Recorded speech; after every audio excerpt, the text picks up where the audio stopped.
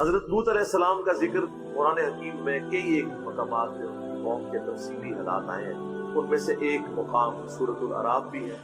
یہ حضرت ابراہیم علیہ السلام کے نتیجے تھے۔ سورۃ العنکبوت میں آیا کہ ایک لوط ان پر ایمان لے کر آئے ابراہیم علیہ السلام۔ اللہ تعالیٰ نے انہیں پیغمبر بنا کر صدوم کی بستی کی طرف بھیجا۔ یہ آج بھی بستی موجود ہے لیکن تباہ شدہ حال کے اندر۔ اردن اور فلسطین کے درمیان اس ٹریک میں یہ بستی آتی ہے، اس کے کھنڈرات اور جو عذاب کے اثرات وہ ابھی تک وہاں پر موجود ہیں۔ اس کی ویڈیوز یوٹیوب کے اوپر ریئل ٹائم موجود ہے، جس نے دیکھنی ہو وہ دیکھ سکتا ہے۔ انگلش میں ہم سڈوم پہ وہ ڈی یوز ہوتا ہے۔ سوڈومی کی ٹرم اس عمل کے لیے ہے، ہومو سیکچولیٹی، بعض لوگ اس کے لیے لواطت اور وجود کی وجہ سے استعمال کرتے ہیں، بل یہ سارے الفاظ اس کے لیے استعمال ہوتے ہیں۔ اور اس کا ذکر تورات کے اندر بھی موجود ہے۔ حضرت لوط علیہ السلام پر صرف ان کی 2 بیٹیاں ایمان لے کر آئیں، ان کی اپنی بیوی بھی کافر آتی ہے، وہ بھی قوم کے ساتھ برباد کر دی، کوئی ان پر ایمان نہیں ہوتا سوائے 2 بیٹیاں۔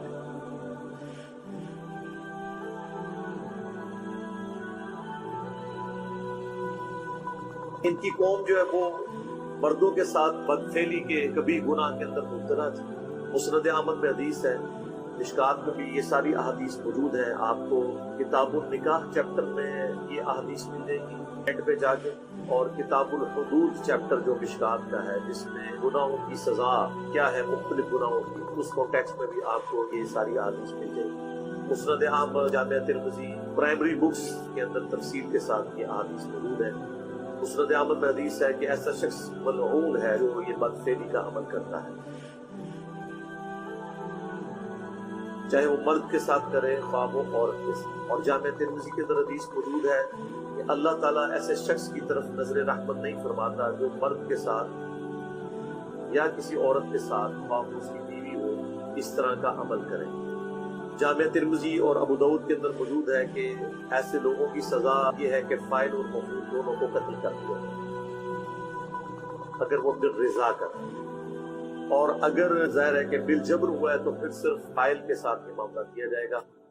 ابن عباس کا فتویٰ موجود ہے مصنف ابن ابی شیبہ کے اندر کہ وہ فرمایا کرتے تھے کہ ایسا عمل کرنے والوں کی سزا یہ ہے جو خلفائے راشدین نے بھی مقرر کی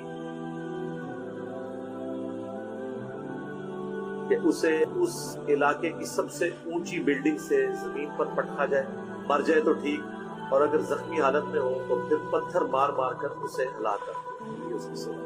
اتنی سخت سزا ہے، آپ اندازہ کریں اس عمل میں، اور یہ سزا قرآن سے ہی ڈیٹیکٹ کی گئی ہے۔ آگے اس قوم پر جو اللہ کا عذاب نازل ہوا اس میں بھی یہی تھا کہ اللہ تعالیٰ نے اس پوری بستی کو، فرشتوں کو حکم دیا کہ اسے اٹھائیں اور بلندی سے الٹا کر کے پٹک دیں، اور اس کے بعد اوپر پتھروں کی بارش ہوئی۔ آج بھی سائنٹیفکلی یہ چیز ثابت ہے کہ وہاں پر ایک آتش فشاں پہاڑ پھٹا تھا جس سے لاوا اور پتھر نکلے تھے، اس سے وہ قوم تباہ کر دی۔ ظاہر ہے اس کی سائنٹیفک ریزن تو ہوتی ہے، اللہ تعالیٰ کی طرف سے جو زلزلے کی شکل میں عذاب آتا ہے یا جھنگھاڑ کی شکل میں آتا ہے، تیز ہوا چلنے کی شکل میں آتا ہے، اس کے لیے کوئی نہ کوئی سائنٹیفک ریزن تو ہوتی ہے، اللہ تعالیٰ ایکٹیویٹ کرتا ہے چیز۔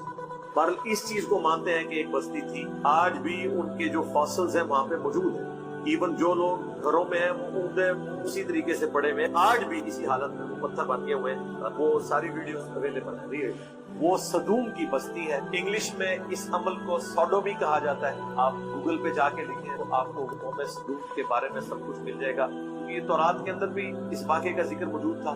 لہٰذا یہ یاد رکھیں، دنیا میں جتنی بھی اخلاقی برائیاں ہیں ان کے لیے جتنی ٹرمز ہیں وہ الہامی کتابوں سے ہی ڈیوائز کی گئی، اور جتنی اخلاقی اچھائیاں ہیں ان کے لیے جتنی ٹرمز ہیں وہ بھی الہامی کتابوں سے ڈیڈکٹ کی، کیونکہ انسان اخلاقی قوانین نہیں بنا سکتا۔ مرد بنائیں گے تو اپنے حقوق کی بات کریں گے، عورتیں بنائیں گے تو اپنے حقوق کی بات کریں گی، اللہ تعالیٰ اخلاقی قوانین خود بناتا ہے۔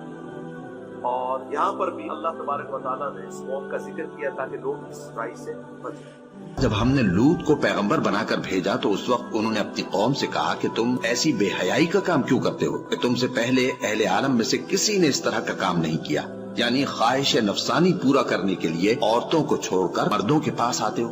حقیقت یہ ہے کہ تم لوگ حد سے نکل جانے والے ہو۔ اور ان لوگوں سے اس کا جواب کچھ نہ بن پڑا، اور بولے تو یہ بولے کہ ان لوگوں یعنی لوط اور اس کے گھر والوں کو اپنے گاؤں سے نکال دو، کہ یہ لوگ پاک بننا چاہتے ہیں۔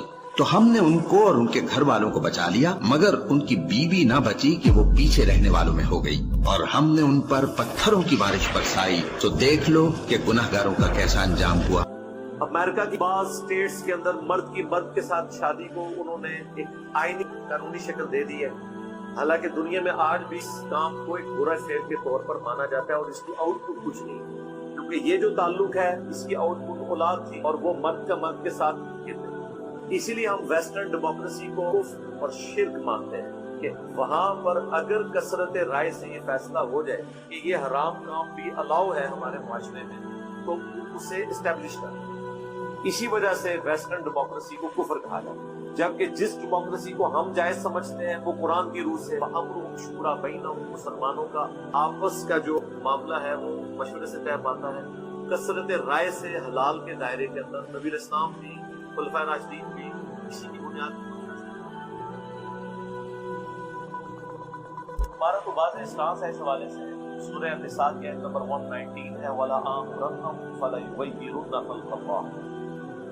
शैतान ने कहा था मैं इंसानियत को उभारूंगा, मेरी बनाई हुई खल्क़त को बदलेंगे। सही बुखारी में हदीस है, मर्दों पे लानत जो औरतों की मुशाबहत इख्तियार करें, औरतों पे लानत जो मर्दों की मुशाबहत करें। दुनिया में किसी मुसलमान का ये मौक़िफ़ नहीं है कि आप वो अल्लाह की बनाई हुई जो इस तरह का जेंडर है उसको तब्दील कर। सब इसको हराम समझते हैं। पार्लियामेंट में आया है, पार्लियामेंट में तो मेरे भाई जो पॉजिटिव बिल भी आए हैं, अप्रूव भी हुए हैं, प्रैक्टिकल एप्लीकेशन आज तक उनकी नहीं हुई ना। ये अप्रूव होना अप्रूव भी हो गया, इसकी एप्लीकेशन कोई भी दुनिया में भी करे, कुछ भी होता है इंशाल्लाह।